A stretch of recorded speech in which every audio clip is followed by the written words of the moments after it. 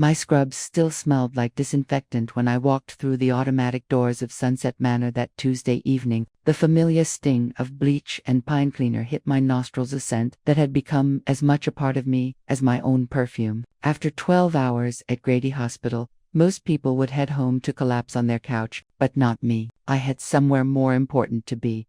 The receptionist, Mrs. Rodriguez, looked up from her paperwork and smiled. "Angela, honey, you're here late again.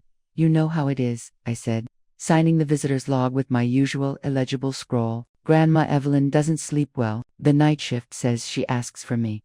What I didn't say was that Grandma was the only person in my family who seemed to remember I existed. At 34, I'd grown accustomed to being the afterthought Johnson, the one who showed up to family gatherings and received polite nods before the conversation moved on to more important people, like my father Marcus, with his important-sounding job at the insurance company that he never quite explained, or my Aunt Denise, who lived in Buckhead and drove a BMW that she mentioned at least 3 times per conversation.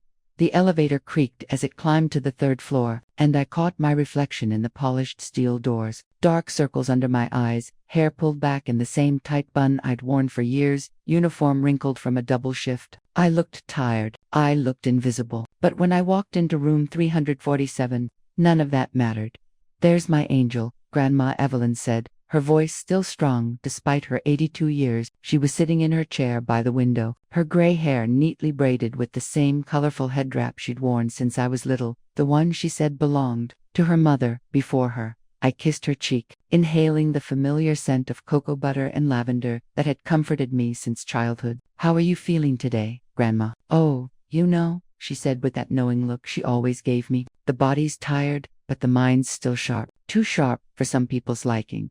I pulled up the chair beside her, the same chair I'd occupied every Tuesday, Thursday, and Sunday for the past 8 months since Dad and Aunt Denise had decided she needed professional care.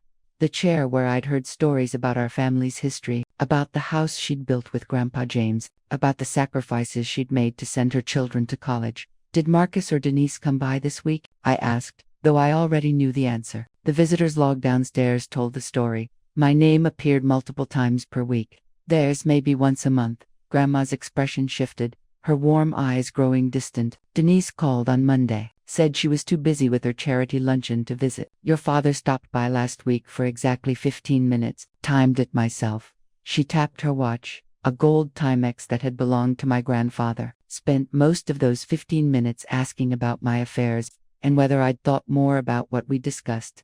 I knew what that meant. For months now, Dad had been dropping hints about Grandma's house, her savings, her plans for the future. Aunt Denise was less subtle. She'd flat out suggested that Grandma should make things easier for everyone by transferring assets while she was still competent. It made my stomach turn. This was the woman who had raised them after their father died young, who had worked 2 jobs to pay for their education, who had never asked for anything in return except love and respect. Now they treated her like an inconvenience, a problem to be managed rather than a person to be cherished. "They don't deserve you," I said quietly, taking her weathered hand in mine. Grandma squeezed my fingers with surprising strength. "No, baby girl, but you do. You deserve so much more than they give you.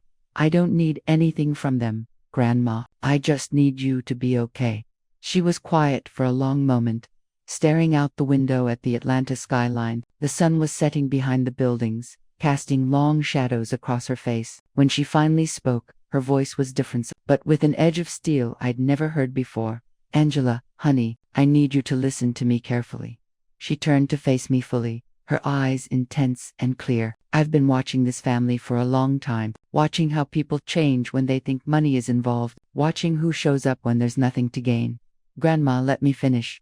Her grip on my hand tightened. "I've made some decisions, important ones, but I need you to know that whatever happens in the coming weeks, whatever people say or do, you remember this. You are the heart of this family. You are the one who chose love over convenience, and that matters more than all the money in the world."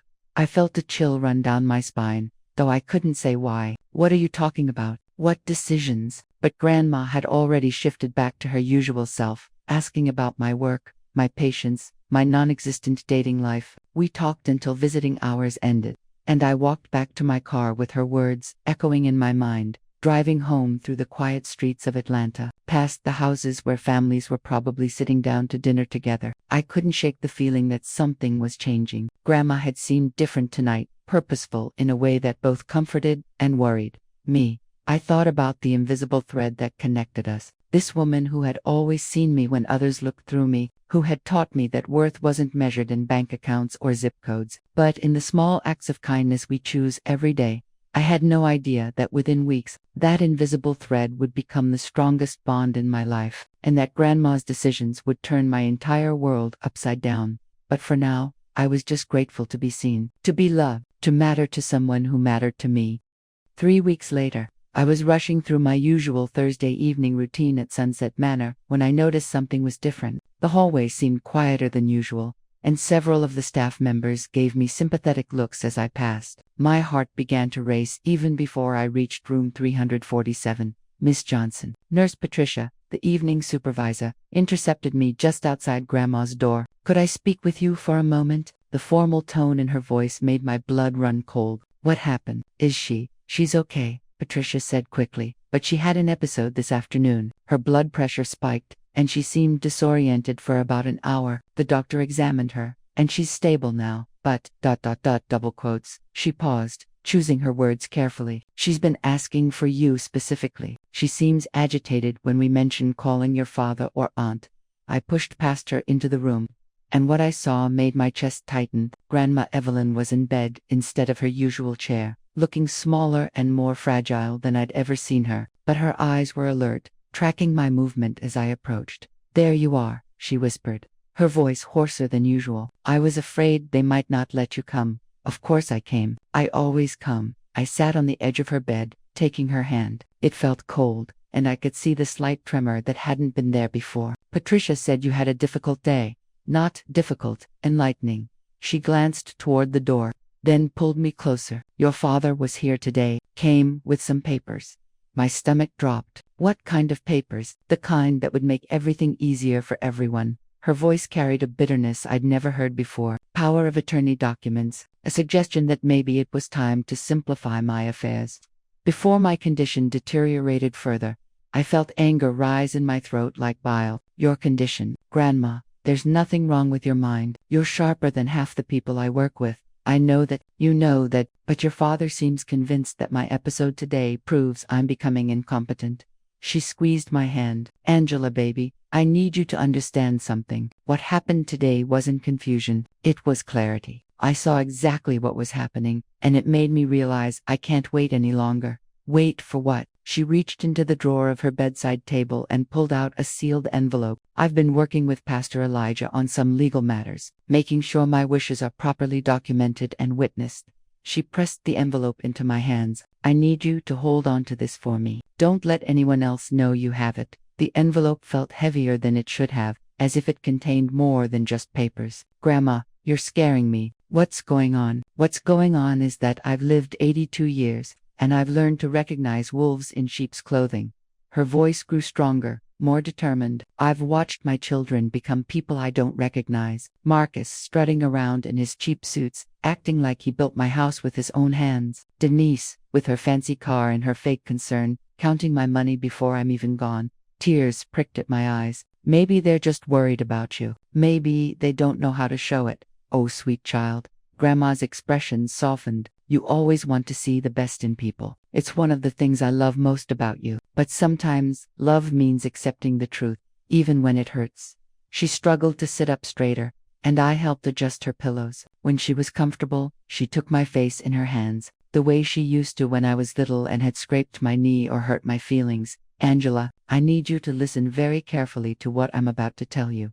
Her voice dropped to barely above a whisper, and I had to lean in close to hear her. The room around us seemed to fade away, the hum of the air conditioning, the distant sound of televisions from other rooms. Even my own heartbeat seemed to quiet. "Don't trust them." 3 simple words, but the way she said them made my blood freeze. There was something prophetic in her tone, something final and absolute. "What do you mean?" I whispered back. "I mean that when push comes to shove, when there's something to be gained or lost, your father and aunt will show you exactly who they really are, and it won't be pretty."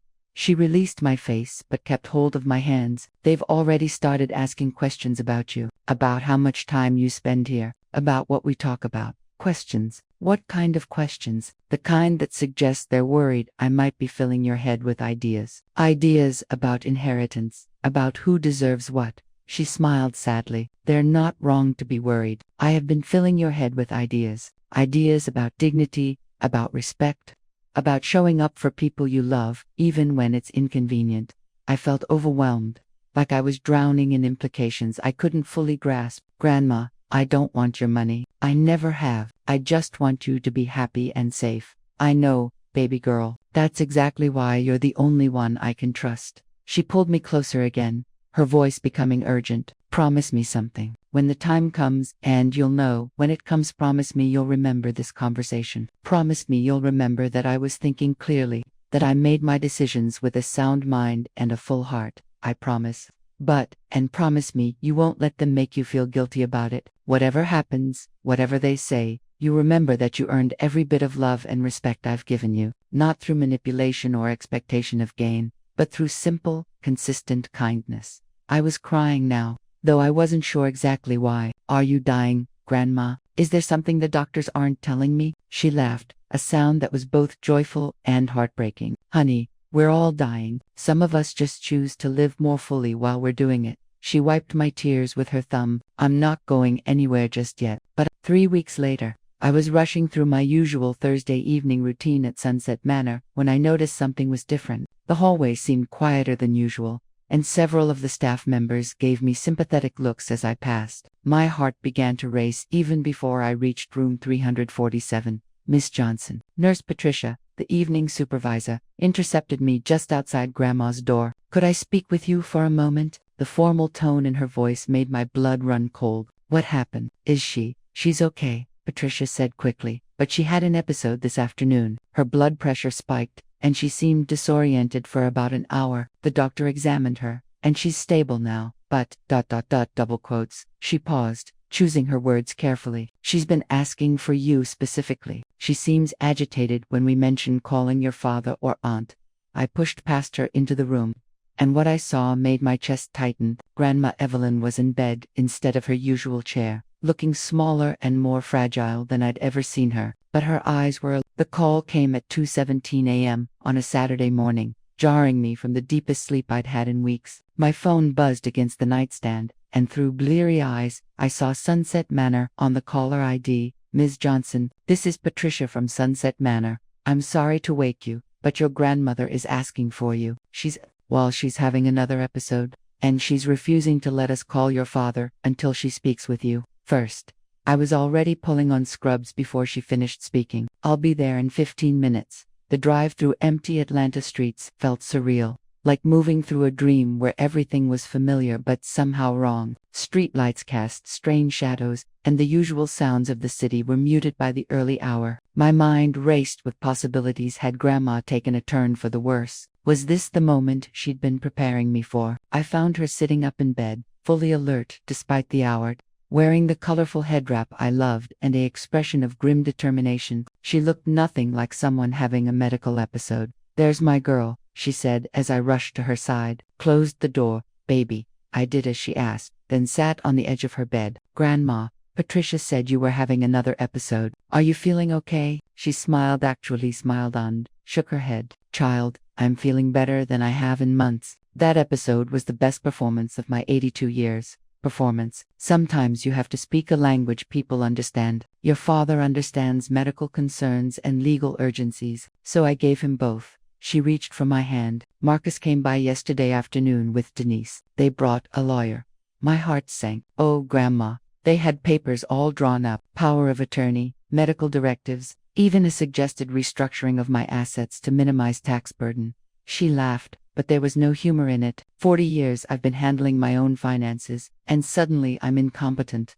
What did you do? I told them I needed time to think, that I was feeling confused and overwhelmed, which wasn't entirely a lie. Was overwhelmed by their audacity. She squeezed my hand, but then I had what they perceived as a spell, got a little dizzy, seemed disoriented, asked the same questions several times. Grandma, you didn't. I absolutely did. And you know what happened? They got excited. I could see it in their eyes. This was exactly what they needed to justify taking control. Her expression hardened. That's when I knew for certain that I'd made the right decision. What decision? She reached under her pillow and pulled out another envelope. This one thicker than the first. Pastor Elijah came by this morning before they did. We finalized everything. I stared at the envelope, afraid to touch it. Everything. My will, my trust, my medical directives, all of it, legally binding and properly witnessed. Your father and Denise think they're going to swoop in and take control of a confused old woman's affairs. What they're actually going to discover is that a very clear-minded woman has made very deliberate choices about her legacy. The weight of her words settled over me like a heavy blanket. Grandma, I still don't understand why you're telling me all this. I don't want to be in the middle of family drama. You're not in the middle of anything, baby girl. You're exactly where you've always been, on the outside, overlooked and undervalued. She cupped my face in her hands. But not by me, never by me. They're going to be so angry. Let them be angry. Anger reveals character faster than anything else. She settled back against her pillows. Angela, do you remember what I told you about your great-grandmother? My mama. I nodded. She'd told me the story many times, how my great-grandmother had worked as a domestic for wealthy white families in Atlanta, saving every penny she could to buy a small piece of land where her children could build something lasting. Mama used to say that the measure of a person wasn't what they did when everyone was watching, but what they did when they thought no one would ever know. Grandma's voice grew soft with memory. She said the people worth trusting were the ones who showed up without being asked, who gave without expecting anything in return. Like you did for your children, and like you've done for me. She smiled, and for a moment she looked decades younger. Every Tuesday, Thursday, and Sunday for 8 months, not because you had to, not because you expected anything, but because you chose love over convenience. Anyone would have done the same. No, baby, they wouldn't, and they didn't. She gestured toward the empty chairs in her room. Where are they now? Where were they yesterday when I was supposedly having an episode? Where have they been for the past 8 months, while you've been the only familiar face I see? I couldn't argue with that. Even now, at nearly 3 a.m. on a Saturday, I was here and they weren't. I called them after you left tonight, Grandma continued. Told them I was feeling confused and scared, that maybe it was time to discuss those papers they'd brought. They're coming tomorrow afternoon for an emergency meeting. Tomorrow, on a Sunday. Funny how quickly they can clear their schedules when they think there's money involved, isn't it? She laughed again, and this time there was genuine amusement in it. Oh, Angela, if you could have heard Denise on the phone, practically breathless with excitement. She's probably already planning how to redecorate my house. This feels wrong, Grandma. Like we're plotting against them. We're not plotting anything. I'm simply making decisions about my own life and property. The same decisions I've been making for 82 years. Her expression grew serious. The only difference is that this time, my decisions might not be what they expect. She handed me the second envelope. I need you to give this to Pastor Elijah after tomorrow's meeting. Not before. Can you do that for me? I took the envelope with trembling hands. What's going to happen tomorrow? Tomorrow, your father and aunt are going to show everyone exactly who they really are. And you, my precious granddaughter, are going to see why those 3 words I told you are the most important advice I'll ever give you. Don't trust them. Don't trust them, she confirmed. But always, always trust yourself. Trust your instincts. Trust your worth. And trust that you have been loved completely and unconditionally by someone who has never asked for anything in return.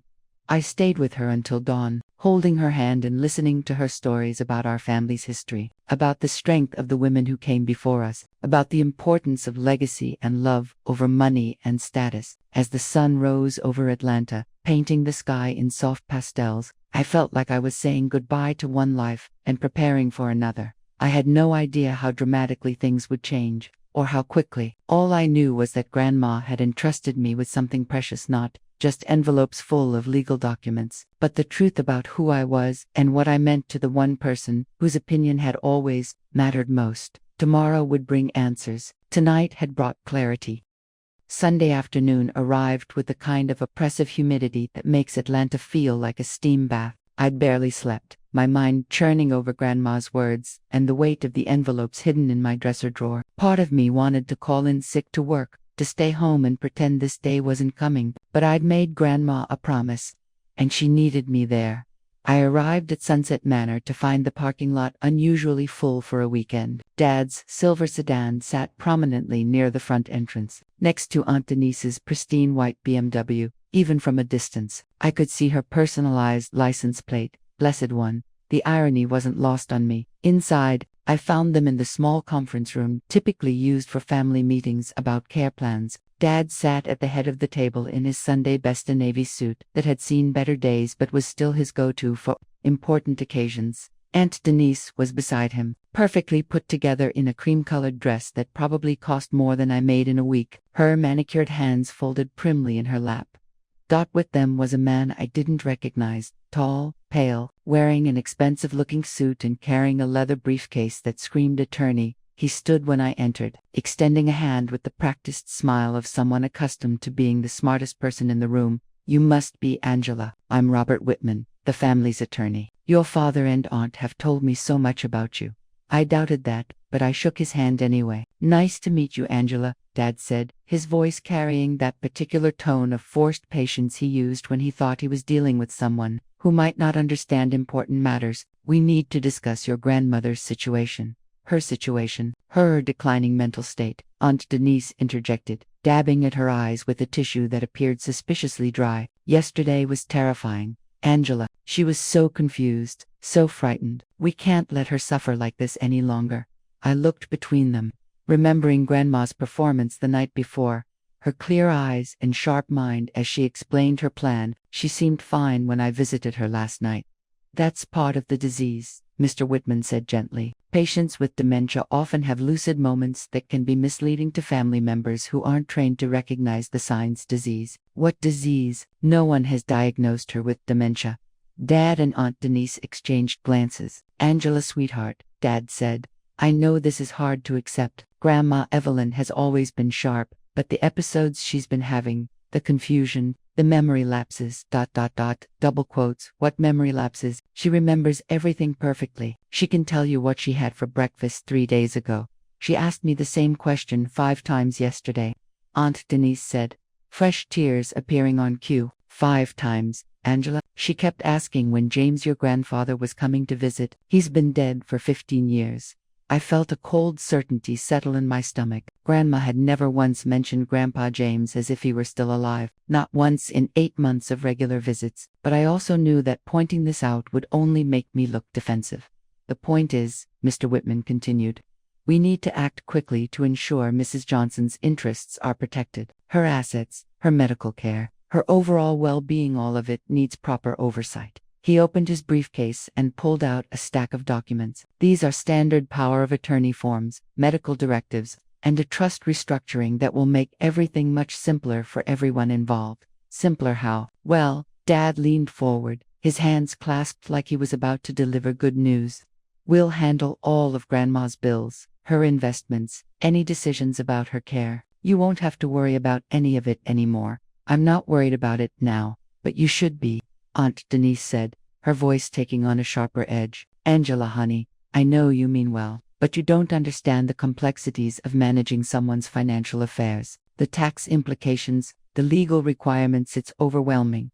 Your grandmother specifically requested that we not burden you with these responsibilities," Mr. Whitman added. "She was very clear that she wanted to protect you from having to deal with all that business nonsense," as she put it. The lie was so smooth, so plausible, that I almost believed it myself. Almost. But I remembered Grandma's words, "Don't trust them," and I remembered the look in her eyes when she'd said it. Not confusion, not fear, but absolute clarity. "Where is she?" I asked. "Shouldn't she be here for this meeting?" "She's resting," Dad said quickly. "Dr. Williams gave her something to help with her anxiety. She was quite agitated this morning." Another lie. I could feel it in my bones. "I'd like to see her." "Of course you would," Aunt Denise said. "But maybe, after we handle the paperwork. She specifically asked us to take care of everything, so she wouldn't have to think about it anymore." Mr. Whitman spread the documents across the table like he was dealing cards. "Angela, as the granddaughter, you'll need to witness some of these signatures. It's really just a formality. Everything has been discussed and agreed upon." I stared at the papers, my mind racing. This was it, the moment Grandma had been preparing me for, the moment when they would reveal exactly who they were. "What happens to her house?" I asked. "The house will be sold," Dad said the proceeds will go into the trust to pay for her continued care. It's the most practical solution. She loves that house. She built it with Grandpa James. Angela. Aunt Denise's voice took on that syrupy tone adults use with difficult children. You're being emotional. We have to think practically. The house is too big for her, too expensive to maintain. This way, she'll have the best possible care for the rest of her life. And what about after, when she, I couldn't finish the sentence.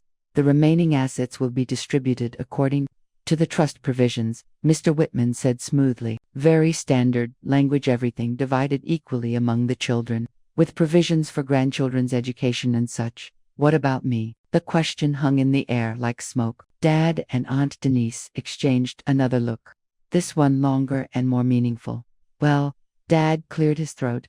Naturally, there would be something for you. A college fund, maybe, or help with a down payment on a house when you're ready. Grandma specifically mentioned wanting to help with your education. I already have a degree. I'm 34 years old. Of course. I meant additional education, maybe nursing school administration, or double quotes. He trailed off, clearly making it up as he went along. The truth hit me like a slap. In their version of events, I got nothing, or next to nothing. A few $1,000s for education while they split everything else, the house, the savings, the investments, all of it. I need to think about this, I said, pushing back from the table. Think about what? Aunt Denise's mask slipped slightly, revealing a flash of impatience. Angela, we're trying to help you. This takes all the responsibility off your shoulders. Responsibility I never asked for and don't want. Exactly. Dad jumped on this. So let's just sign the papers and make everything official. Then you can go back to your normal life without worrying about any of this. My normal life, my invisible life, where I worked double shifts and visited my grandmother while they counted her money, where I mattered so little that they could erase me from her will and assume I'd never notice. I want to see her first, I said, standing up. Angela, Mr. Whitman began. I want to see my grandmother before I sign anything. Dad's jaw tightened. Fine, but make it quick. We need to get this wrapped up today. As I walked toward the door, I heard Aunt Denise whisper urgently to the lawyer, "Is this going to be a problem?" His response was too quiet to hear, but the tone was reassuring. They thought I was just being difficult. They had no idea that Grandma had been preparing for this moment, that every confused question and disoriented episode had been a carefully orchestrated performance. Walking down the hall toward room 347, I felt like I was moving toward my destiny. Whatever was waiting for me behind that door would change everything. I just hoped I was strong enough for what came next. I found Grandma Evelyn sitting in her chair by the window, dressed in her best Sunday outfit, a deep purple dress with the matching head wrap. I'd seen her wear to church for as long as I could remember. She looked nothing like someone who'd been sedated for anxiety. In fact, she looked more alert and purposeful than I'd seen her in months.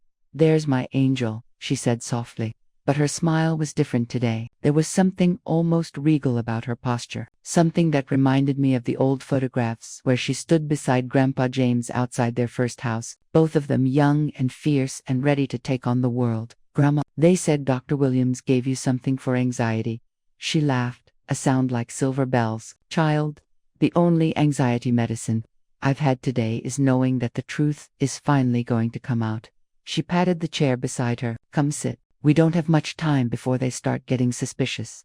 I settled into my usual spot, and she took my hands in hers. Up close, I could see that her eyes were bright with unshed tears, but they weren't tears of sadness. They looked almost like tears of relief. "They showed me the papers," I said quietly. "I'm sure they did. And what did you think of their generous provisions for you? A college fund, for additional education." The bitterness in my voice surprised me. "They really think I'm stupid, don't they? That I wouldn't notice being written out of your life entirely? Oh, baby girl." Grandma's voice was soft with sympathy. "They don't think you're stupid. They think you're invisible. There's a difference." She was right, and it hurt more than I wanted to admit. They'd calculated that I was so used to being overlooked that I wouldn't question being erased entirely. "But you saw me," I whispered. "You always saw me, from the moment you were born." She squeezed my hands. "You want to know the first thing you ever did? When the nurse put you in my arms, you opened your eyes and looked right at me. Not past me, not around me, right at me. Like you were saying, 'There you are. I've been waiting for you.'"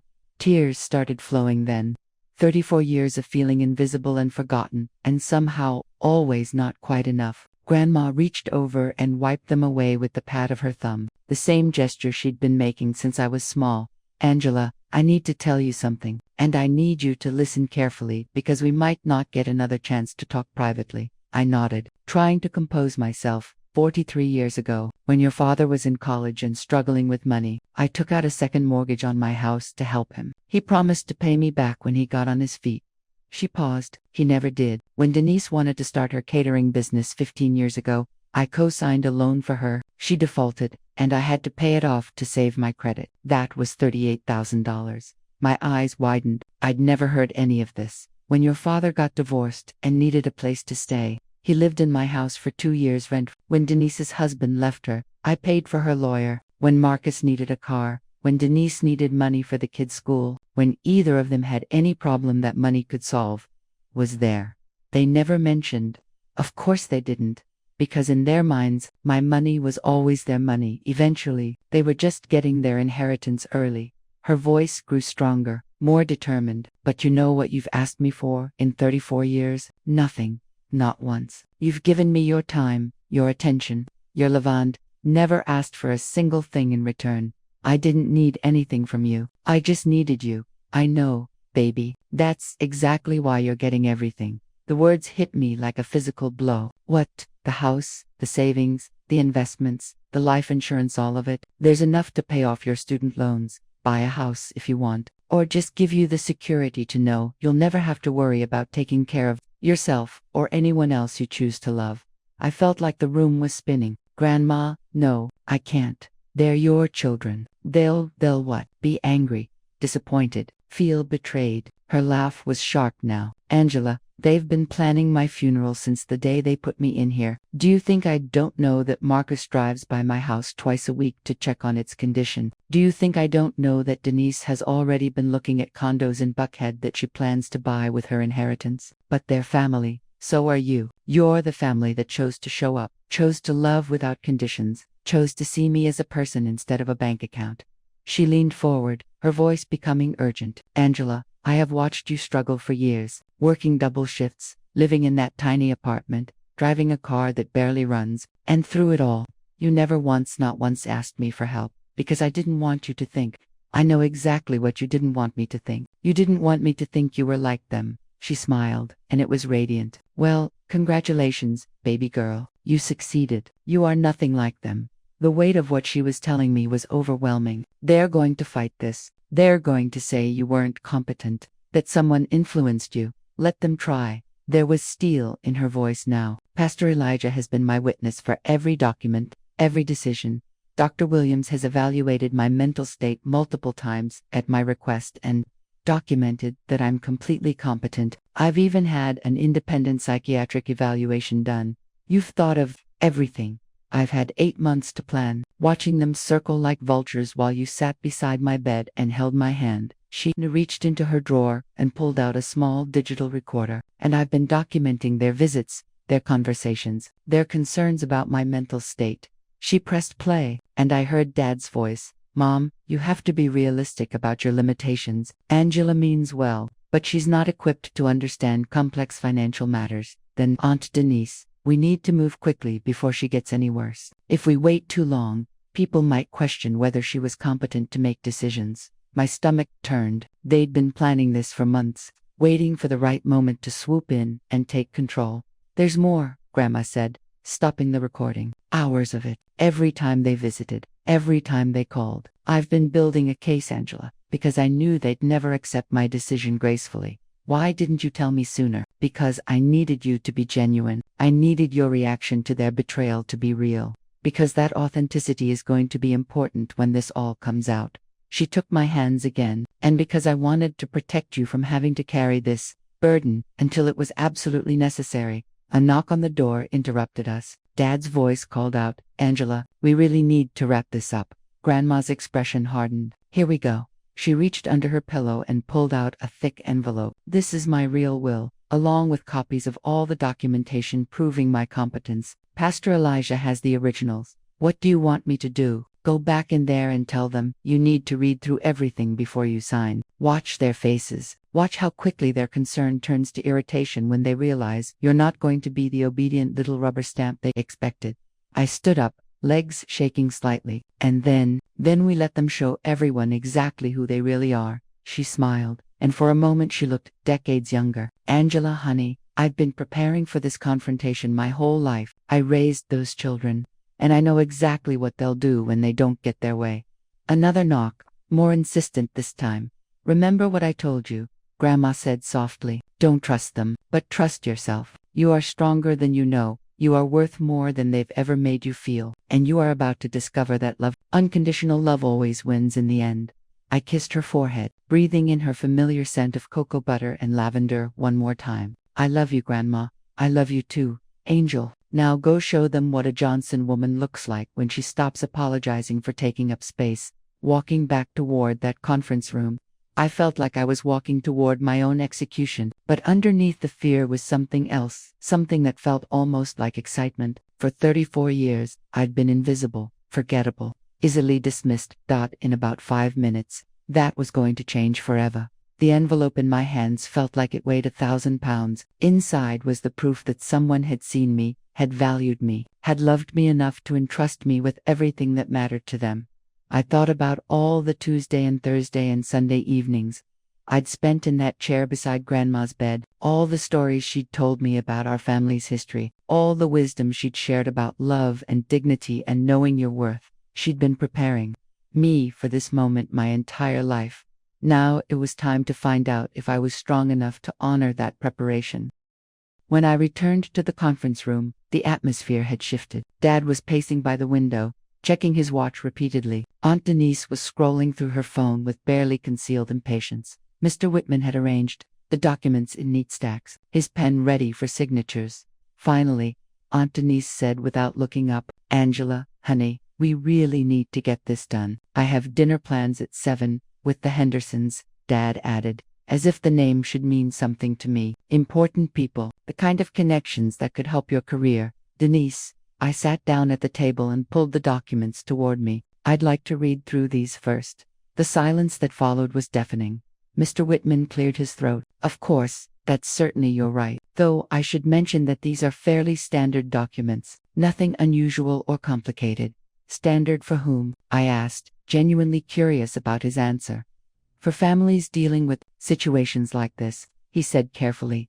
I started reading the first document, a power of attorney, that would give Dad and Aunt Denise complete control over Grandma's finances, medical decisions, and property. The language was dense with legal jargon, but the intent was crystal clear. Evelyn Johnson would become a legal non-person, unable to make any decisions about her own life. This gives you authority over everything, I said. Her bank accounts, her investments, even whether she can leave the nursing home. That's the point, Dad said, his patience clearly wearing thin. She can't be trusted to make these decisions anymore. Angela, yesterday proved that. What exactly happened yesterday that proved that? Another silence, this one longer and more uncomfortable. She was confused, Aunt Denise said finally, disoriented, asking about people who've been dead for years.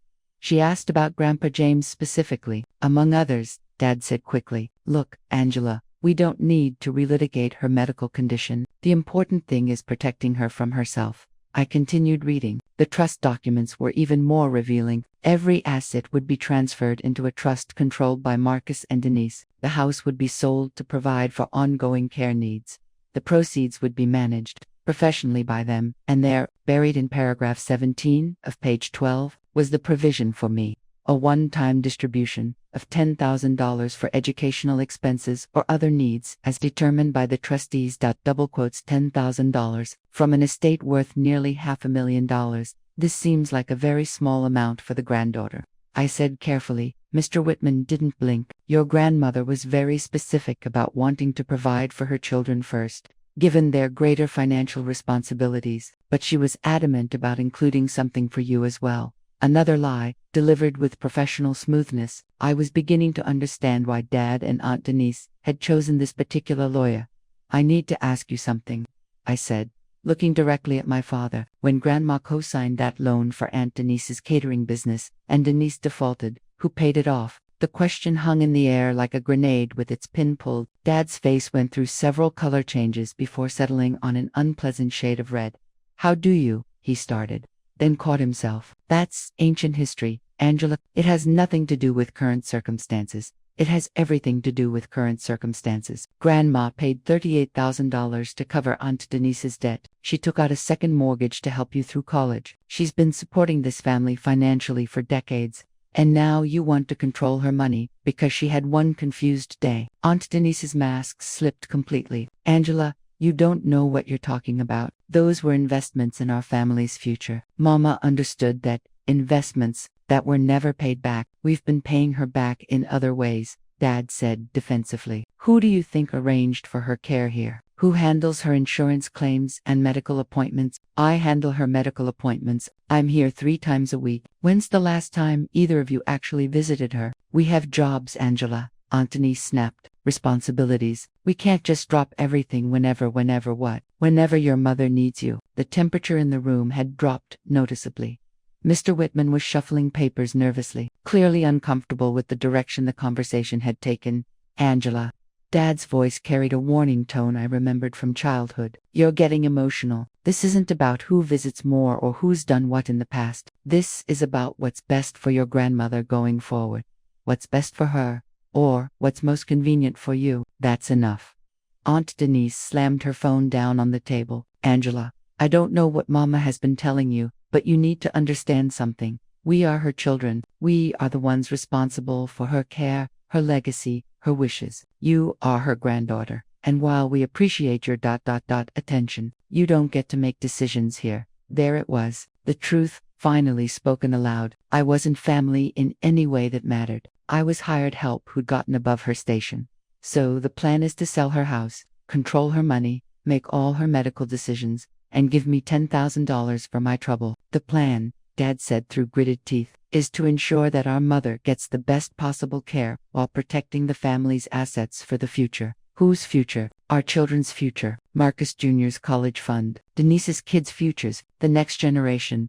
What about my future? The question seemed to genuinely puzzle them. Dad and Aunt Denise exchanged glances as if I'd asked something incomprehensible. Angela, Aunt Denise said slowly, as if speaking to a child, you're 34 years old, you have a job, an apartment, you're fine. Fine. I was fine. Not thriving, not building anything, not worth investing in, just fine. Adequately surviving on my own, no help needed or deserved. What if I don't sign these documents? The question electrified the room. Mr. Whitman actually dropped his pen. What do you mean? Dad asked. I mean, what if I refused to witness these signatures? What if I think Grandma should make her own decisions about her own life and property? Angela, Mr. Whitman's voice took on a soothing, professional tone. I understand this is emotional for you, but your grandmother has already expressed her wishes clearly. These documents simply formalize what she's already decided.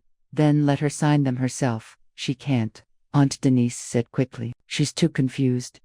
I just spoke with her for 20 minutes. She was perfectly lucid. She told me about the second mortgage, the loan default, every financial sacrifice she's made for this family over the past 40 years. She remembers it all perfectly. Dad's jaw was working like he was chewing something bitter. Angela, I think you need to step back and consider what you're doing here. You're about to interfere with legal proceedings designed to protect a vulnerable elderly woman, or I'm about to stop 2 adult children from stealing their mother's life savings. The words dropped into the silence like stones into still water. For a moment, no one moved. No one breathed.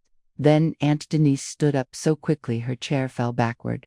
How dare you? She hissed. How dare you accuse us of stealing from our own mother? We have spent months trying to figure out how to help her, how to manage her care, how to protect her assets, and you, who've contributed nothing to this family except your little guilt visits, you have the audacity to suggest we're the problem. If the shoe fits, I said quietly. Dad slammed his hand down on the table. That's it. Angela, you're clearly too emotionally involved to participate in this process rationally. Robert, can we proceed without her witness? Mr. Whitman looked uncomfortable. Well, technically, if Mrs. Johnson is competent to sign, she doesn't need a witness for most of these documents, but she's not competent. Aunt Denise said firmly. That's the whole point. She's having episodes, confusion, memory problems. Yesterday clearly demonstrated that.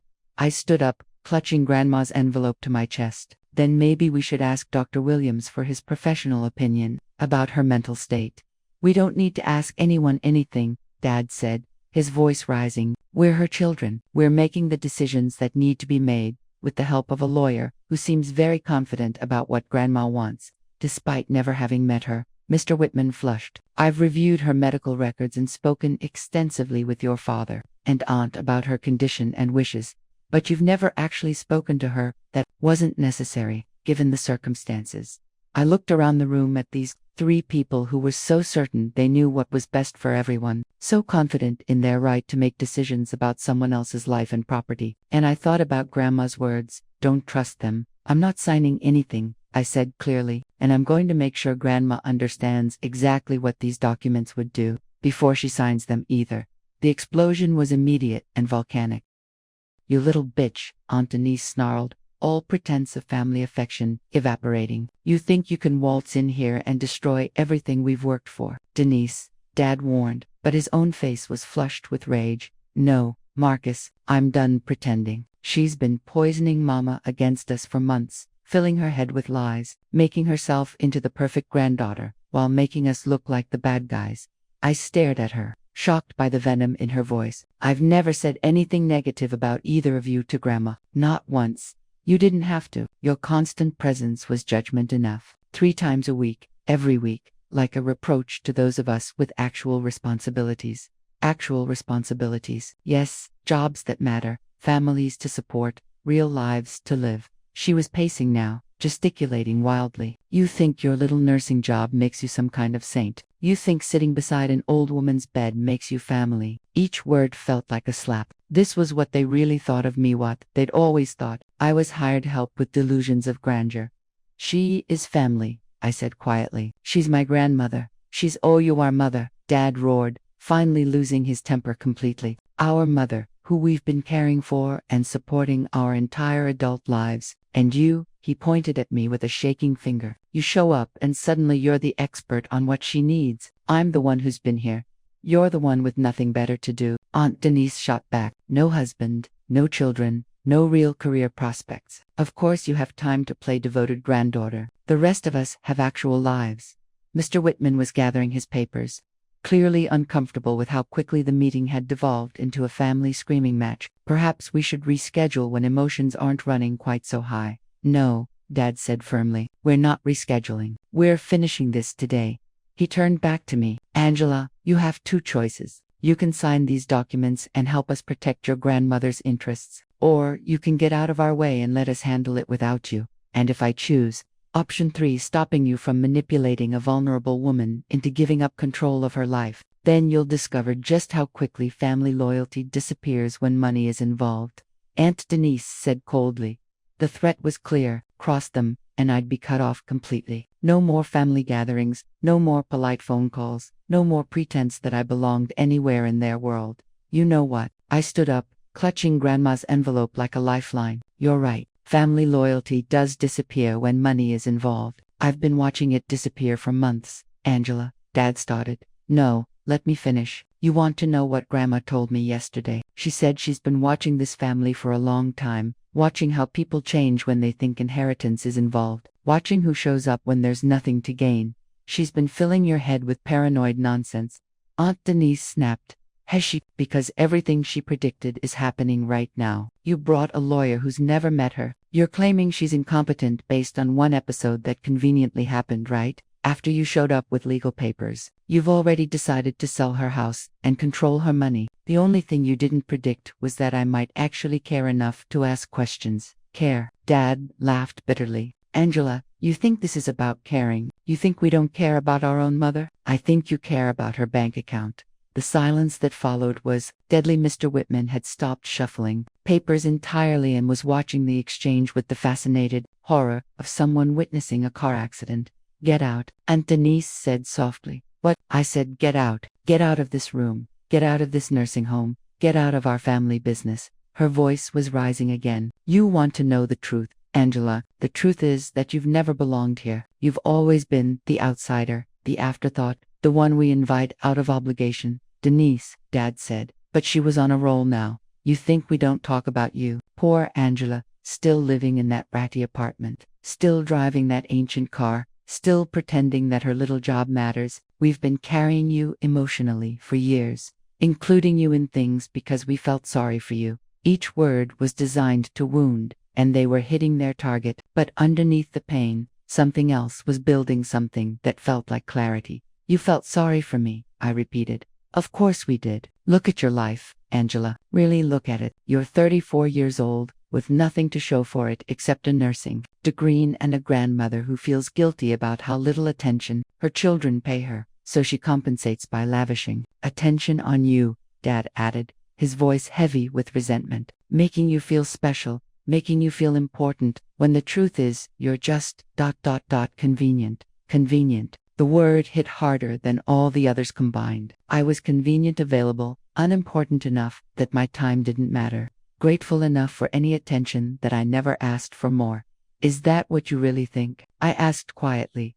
It's what we all think, Aunt Denise said with cruel satisfaction. Even Mama, deep down. Why do you think she never offered to help you financially? If you were really that important to her, don't you think she would have made sure you had a better life? The attack was so perfectly calculated that I almost staggered. They'd found the one fear I'd never spoken aloud, that maybe Grandma's love was just pity, that maybe I was just a charity case she felt obligated to include. But then, I remembered her words from the night before. You are the family that chose to show up, chose to love without conditions, chose to see me as a person instead of a bank account. And I remembered the envelope in my hands, the envelope that contained proof of just how wrong they were. You know what? I said, my voice steady for the first time in the entire conversation. You're absolutely right about one thing. I don't belong here. Not in this room. Not with people who think love can be measured in dollar signs. Not with the family that treats kindness as stupidity. I walked toward the door, then turned back. But you're wrong about Grandma. She's sharper than you think, more aware than you realize. And she's been watching all of you a lot more carefully than you know. What's that supposed to mean? Dad demanded. It means that your manipulation worked too well. She's been playing confused for you while documenting every conversation, every visit, every lie you've told about her mental state. She's been building a case, and you've been giving her evidence.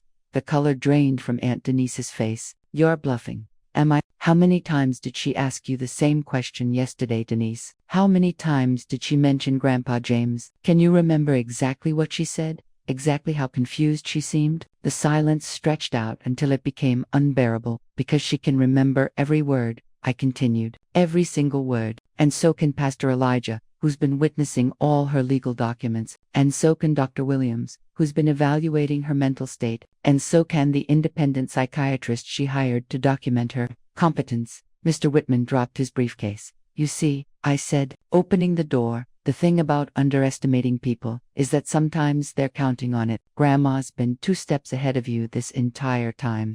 And I was too stupid to see it until today. I paused in the doorway, looking back at their stunned faces. But I'm not stupid anymore, and neither is she. And by tomorrow morning, everyone is going to know exactly who the real Evelyn Johnson isn't, exactly who her children are. I walked out, leaving them in chaos, and headed straight for Pastor Elijah's church. It was time to deliver Grandma's real message to the world.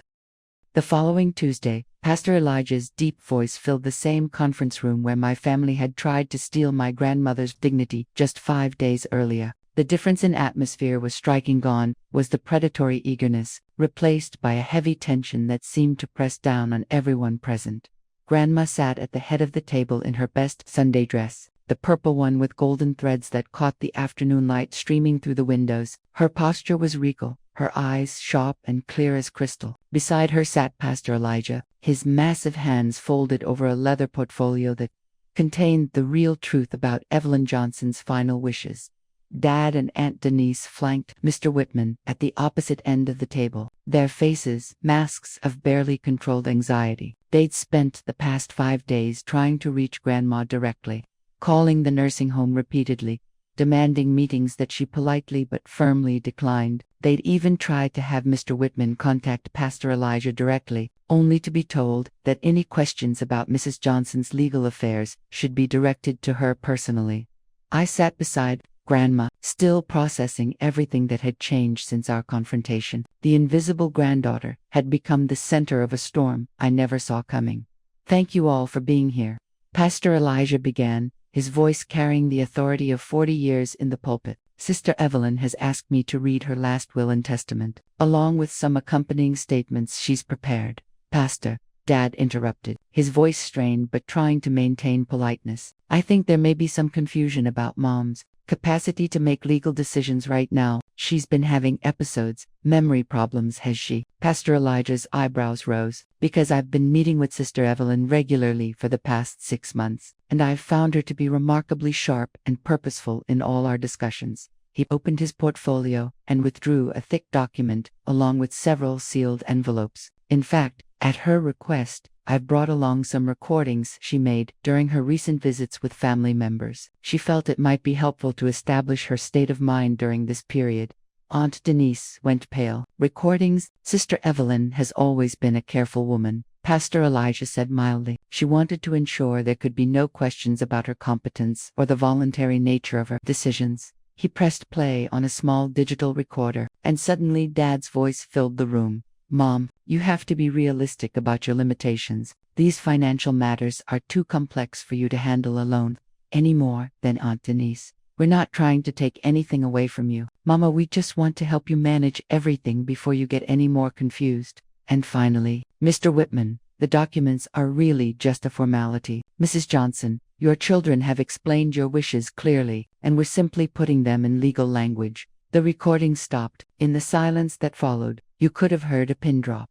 "I was never confused," Grandma said quietly. Speaking for the first time since we'd all gathered, "I was gathering evidence. Every conversation, every assumption about my mental state, every plan you made without consulting me, I documented all of it." She turned to look directly at her children. "You want to know what broke my heart? It wasn't the scheming or the greed. It was the fact that you never once, not once, asked me what I wanted. You decided among yourselves what was best for me, and moved forward as if I were already dead." "Mom," Dad started, but she held up her hand. "I'm not finished. For 8 months, I've watched you treat Angela like she was invisible while she sat beside my bed, held my hand, listened to my stories, and loved me without expecting anything in return. 8 months, Marcus, 8 months while you visited, maybe once a month, and Denise came by when she needed something. That's not." Aunt Denise began. "It's not what? It's not true." "Pastor Elijah, would you please read the visitor log summary we prepared?" Pastor Elijah consulted another document from January through August of this year.